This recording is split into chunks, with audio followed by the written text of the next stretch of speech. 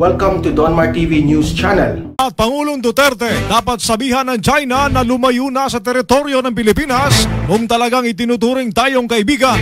Dapat umanong sabihin ni Pangulong Rodrigo Duterte sa China na lumayo at umalis sa mga teritoryo ng Pilipinas sa West Philippine Sea. Ito ang iginit ng kilalang kritiko ng Pangulo na si retired Supreme Court Justice Antonio Carpio bago ang nakatakdang pagpupulong ng Pangulo kasama ang Chinese Ambassador to the Philippines. Nakatakdang pulong kasunod ng presensya ng daan-daang Chinese militia vessels na namataan sa hulyan na Felipe Reef. Sa isang panayam, sinabi ni Carpio na dapat sabihan ng Presidente si Chinese Ambassador Wang Xilian na kung talagang kaibigan ng China ang Pilipinas, dapat ay di nito inuukupa ang teritoryo natin. Maliban dito, sinabi ni Carpio na di naman act of war ang pagpapadala ng mga barko sa Exclusive Economic Zone ng Pilipinas sa WPS para magpatrolya dahil karapatan ng bawat bansa na protektahan ang resources nito. Ginawa ni Carpio ang pahayag kasunod ng sinabi ni Armed Forces of the Philippines spokesperson Major General Edgar Arevalo na ang pagdadala ng mga barko ay posibleng mag-militarize ng sitwasyon sa hulyan na Felipe Reef at matrigger ang China na magpadala ng Navy ships na magpapatas ng tensyon. Isa pang opsyon anya na gawin ng bansa ay dalhin ng China sa United Nations Convention on the Law of the Sea o UNCLOS Tribunal kung di tayo magpapadala ng Coast Guard o Navy ships sa area. Mababatid na una nang naghain ng diplomatic protest ang gobyerno dahil sa presensya ng mga Chinese vessels sa pinag-aagawang teritoryo. Sinabi naman ng China na hindi militia boat sa mga ito at mga fishing vessels lamang na dumaong sa area dahil sa masamang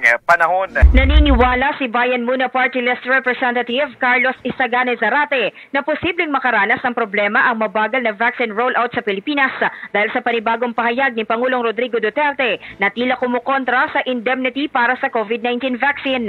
Ayon kay Zarate, sinasabotahin na ng Pangulo ang sariling vaccine program ng administrasyon. Sinabi ng mambabatas na kalokohan na ang nangyayari dahil ang administrasyon mismo ang pumayag at nagpumilit sa tripartite agreement para makapasok sa kasunduan ang mga pribadong kumpanya at lokal na pamahalaan na nais bumili ng bakuna mula sa manufacturers basta't papasa ito sa national government. Punang-puna kayo sa President na napaka-strict on the IATF protocols pero hindi niyo pinapansin ang ating busy Presidente. Kung makayakap ng senior citizens at pakipagbeso-beso, kung makayakap ng mga bata, kung makayakap ng kung sino-sino lang walang namumuna.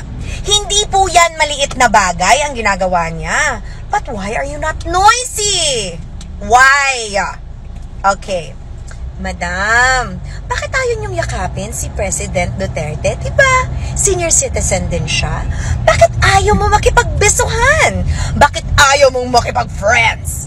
Baka lang, manalo ka at a position if ginawa mo yan. But, like I said, hindi po maliit na bagay ang COVID-19. Pero nakafocus kayo dyan. It just means to say kung gaano din kaliit ang focus nyo sa mga bagay that matters. Hindi tayo iiwan ni Duterte, hindi katulad ni Lenny. Pweh. I remind everybody that COVID-19 is a shared responsibility. Hindi lang po pwede na ang gobyerno lang dapat ang talagang tumutulong, no? Tulungan din naman natin ang mga sarili natin. Sasabihin niyo sa akin, "Beh, bakit ka nagsasalita? Komportable ka naman. Kilala mo ko? Isa tayo ng bahay? Magkayakap tayong matulog?" Ang sinasabi ko lang, wag niyo akong gamitan ng victim card. Take responsibility for your lives and your families. Dalawa lang naman kasi yan pagdating naman sa COVID-19. Nandadamay ka o nadamay ka sa mga taong ayaw kumuha ng responsibility para sa mga sarili nila. Ang pandemya ay totoo. Kung hindi ka naniniwala sa COVID, di palitan mo ang mga frontliners na nagtatrabaho. Ha? Huwag kang reklamo ng reklamo, dada ng dada. Kasi ang pandemic ay totoo. Kung ayaw mo talaga maniniwala, paulit-ulit talaga tayong mangyayari at lockdown na naman kayo. Okay? Pasok dito. Isip-isip. Ingat. Good morning, Pilipinas! Ayan, 7,100 plus cases just yesterday of COVID-19. Kasalanan na naman ni Duterte. Wow!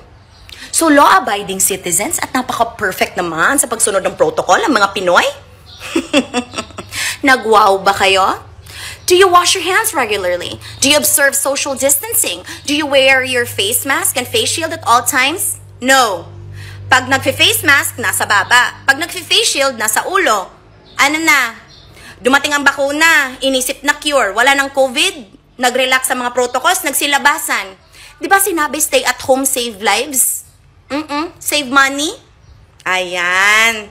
Blame na blame sa gobyerno, pero nagtaas ang cases, ayaw mag-take ng responsibility. Bakit? Pinapalabas kayo? Pinapalabas kayo. Di ba nagreklamo kayo sa longest lockdown pero ayaw yung sumunod? Ano na, bes? Isip-isip din. Where is the support for the poor in our country? Kala mo concerned? Ha? Madali lang naman po mag-stay at home if everyone has food on the table and money to pay the bills. Sino man nagsabing stay at home? Te, sino ang nagsabing stay at home? Ha? You can work. Ano sinasabi mong stay at home? Ang sinasabi ng gobyerno, after work, stay at home. Huwag ka na maglamyerda. Huwag ka na sa karsada. Huwag ka nang pakalat-kalat, naghahanap ka ng ano dyan sa karsada, o di kaya makikipag-inuman, o di kaya makikipag-tong-eats, o di kaya makikipag-madyong. Umuwi ka na pagkatapos ng trabaho. Sino man nagsabi sa'yo, te, na bawal magtrabaho ngayon? Saan nyo ba nakukuha yung balita na yan? Hindi ko kasi magets eh. Paulit-ulit na lang sila sa sinasabi nila, stay at home. Bakit? Kaya ba namin mag-stay at home? Kailangan namin magtrabaho? Aba, sino man nagsabi sa'yo? Hindi ka pwedeng lumabas kung magtatrabaho ka. Saan nyo nakuha yun? Ayan yung bagay na hindi ko magets. Saan nila nakuha na bawal kang lumabas kung nagtatrabaho ka at stay at home? Mag-resign ka? Sino nagsabi? Sino? Meron ba sa IATF? Sasapakin ko. Yung totoo, sasapakin ko kung sino yung nagsabing, huwag ka na magtrabaho, stay at home. Walang nagaganon eh. Saan nyo nakuha yun? Yung totoo. Tumulong ka na lang kasi, Madam Liza. Ang dami mong daldal eh. Sa totoo lang ha. Ang ganda mo, te. Hindi, totoo. Ang ganda mo, te. Yun lang. Walang biro. Ang ganda. Ang ganda-ganda mo, te. Wala na. Pwede bang stick na lang doon? Mag-TikTok ka na lang. Mag-Instagram ka na lang. Matutuwa pa yung mga kalalakihan. Kahit din yung mga kababaihang, alam mo na. Mag-ano ka na lang. Kasi sa tingin ko, you have the gift of beautiful face. Of this, yes, your face. Sexiness and hotness, it's unquestionable. You have that. Wala akong problema dyan. You are so beautiful. Pero te naman, huwag ka nalang magsalita. Ano ba gusto mo, beauty queen? Ba't parang maganon ka? Bakit parang lagi mo nalang, sandali, ano bang mo? Ano bang trip mo sa buhay? Yung totoo, te. Anong trip mo sa buhay? Kasi baka mamaya dahil sa kakadaldala mo niya, mahirap ka makakuha ng jowa. Kaya tayo nag-iwalay eh. Kaya tayo, alam mo yun, kahit na iniwan lahat na lang mali ko eh. Wala na akong ginawang tama sa paningin mo eh. Bakit ganun? Laging ako may mali. Kahit ikaw ang nagkamali, ikaw ang nagkasala, ako pa rin ang may mali. Kasalanan ko kaya ka gumawa ng ganyan.